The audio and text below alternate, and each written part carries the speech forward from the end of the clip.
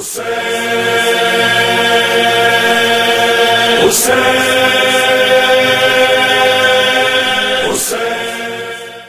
سامعین، آج میں آپ کے سامنے ہندوستان میں تعزیہ داری کی ابتدا کے عنوان سے مختصر تاریخ پیش کر رہا ہوں۔ ہندوستان میں عزاداری کا مرکز لکھنؤ رہا ہے اور لکھنؤ کو پوری دنیا کی عزاداری میں افضلیت حاصل ہے۔ لکھنؤ سے ہی ایام عزا عشرہ محرم سے 1798 سے 1814 کے بیچ بڑھ کر امام کے چہلم تک ہوئے، پھر 1856 میں 8 ربیع الاول تک ہوئے۔ جس انداز سے لکھنؤ میں عزاداری برپا کی جاتی ہے، تقریباً وہی انداز پڑوسی ممالک نے بھی اپنایا۔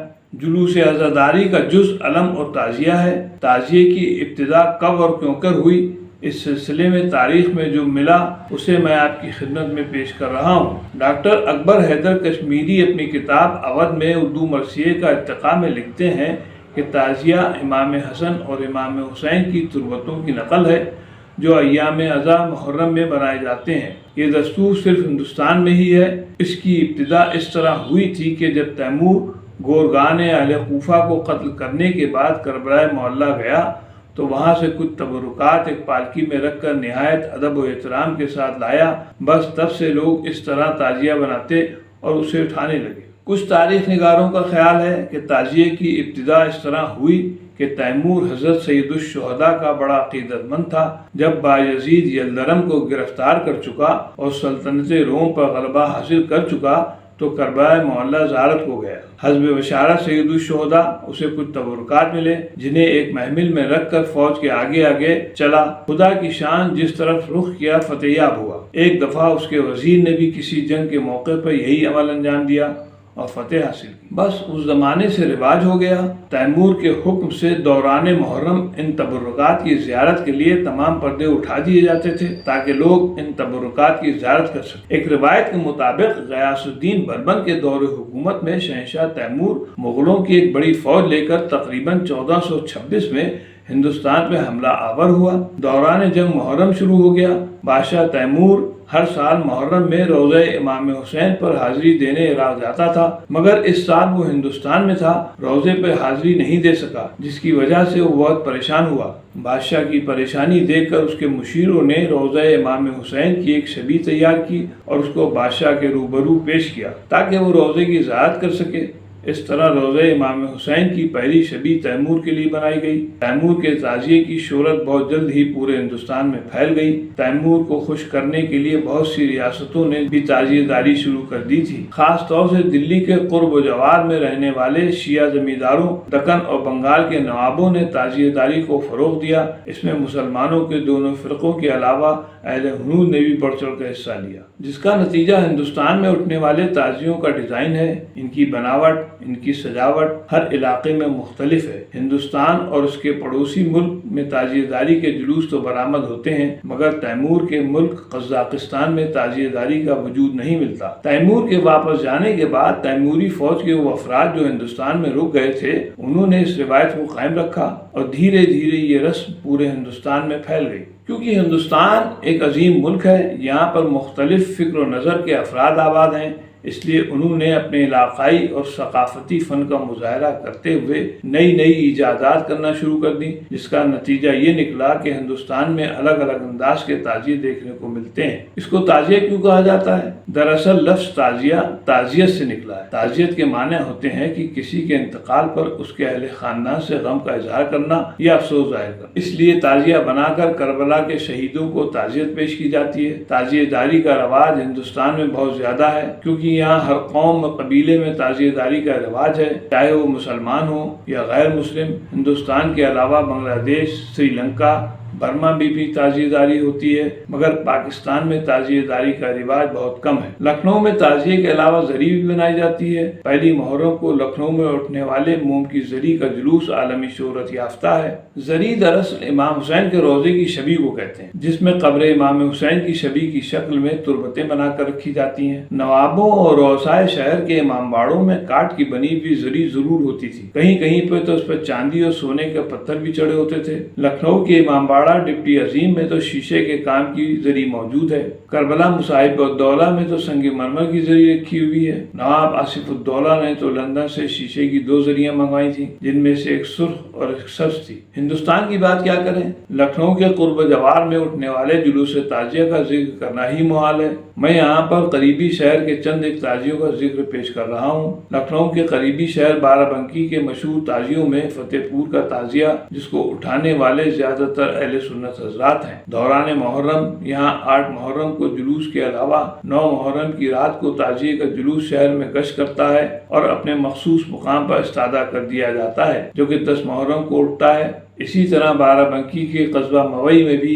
بروز چہلم تعزیے اٹھائے جاتے ہیں۔ ان تعزیوں کی خوبصورت سجاوٹ دیکھنے کے لائق ہوتی ہے۔ ان تعزیوں کی تیاری پورے سال چلتی ہے۔ لوگ اپنے تعزیے کو ایک دوسرے سے چھپا کر بناتے ہیں تاکہ ان کی تیار کی گئی نقاشی کسی اور میں نظر نہ آئے۔ یہاں آج بھی لوگ پیک بنتے ہیں جو کہ 9 محرم کی رات پوری بستی میں دوڑتے ہیں، جن کی کمر میں درجنوں گھنٹیاں بندھی ہوئی ہوتی ہیں۔ میں نے پیک کا ذکر اپنی پچھلی ایک ویڈیو میں کیا تھا۔ اس کے علاوہ ضلع بارہ بنکی میں حضرت پور، زید پور اور بلہرہ میں چونکہ شیعہ زمیندار تھے، اس لیے یہاں پر لکھنوی انداز میں عزاداری ہوتی ہے، جس میں مسلمانوں کے دونوں فرقوں کے افراد شامل ہوتے ہیں۔ بارہ بنکی کے آگے رودولی میں مشہور زمانہ امام باڑہ حسینیہ ارشادیہ ہے۔ یہ امام باڑہ شیشہ اعلیٰ سے آراستہ ہے۔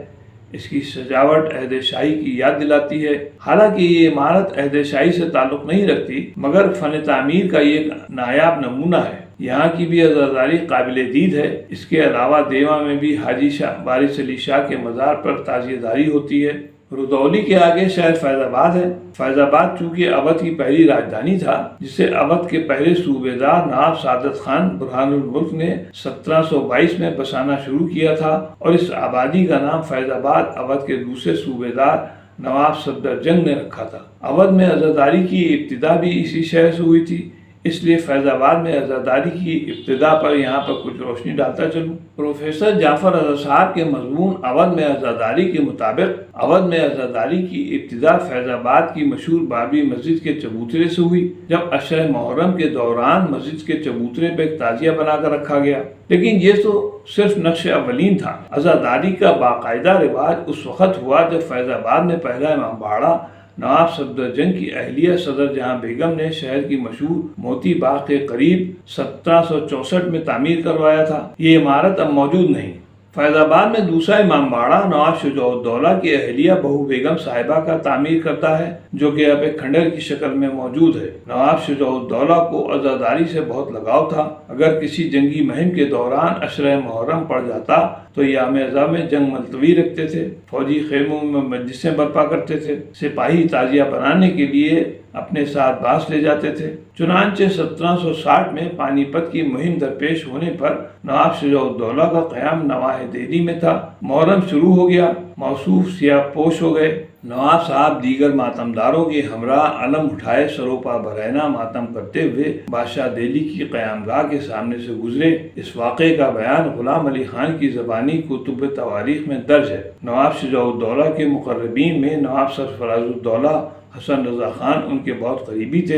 حسن رضا خان کو بھی عزاداری سے جذباتی لگاؤ تھا۔ انہوں نے بھی فیض آباد میں ایک امام باڑہ بنوایا تھا۔ اس طرح جواہر علی خان نے بھی فیض آباد میں امام باڑہ بنوایا۔ جواہر علی خان بہو بیگم کے خزانچی تھے۔ جواہر علی خان کے انتقال کے بعد دارا ولی خان نے اس امام باڑے کی توسیع کی اور عمارت کو پختہ کروایا۔ یہ امام باڑہ آج بھی اچھی حالت میں موجود ہے، اور آج شہر فیض آباد میں یہی امام باڑہ عزاداری کا مرکز بھی ہے۔ اس طرح لکھنؤ کے قریب قصبہ موہان میں بھی عزاداری کی بڑی گہما گہمی رہتی ہے۔ یہاں 7 محرم کو تخت اٹھتا ہے، جس کی زیارت کرنے دور دور سے لوگ موہان آتے ہیں۔ 9 محرم کو آگ پر ماتم بھی ہوتا ہے۔ موہان چونکہ اناؤ ضلع میں ہے، اس لیے اناؤ کے محرم کا کچھ ذکر کرتا چلوں۔ اناؤ کے محلہ سید واڑہ میں محرم کی بڑی گہما گہمی رہتی ہے۔ اناؤ میں قصبہ صفی پور ہے، یہاں کا محرم بھی قابل دید ہے۔ اناؤ میں جمال نگر کی عزاداری بھی قابل دید ہے۔ 6 محرم کو یہاں ایک علم برآمد ہوتا ہے، جو کہ دریا والا علم مشہور ہے۔ 9 محرم کو آگ کا ماتم ہوتا ہے۔